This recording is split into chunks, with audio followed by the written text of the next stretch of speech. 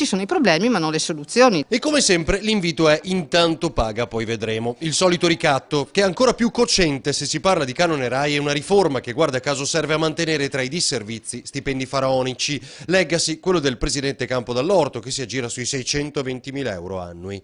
Da noi cominciano già a arrivare questi giorni parecchie telefonate di persone che magari hanno diritto all'esenzione e ricevono comunque il pagamento, l'addebito col pagamento della rata, della quota RAI. Poi persone che magari hanno la doppia residenza e doppia utenza.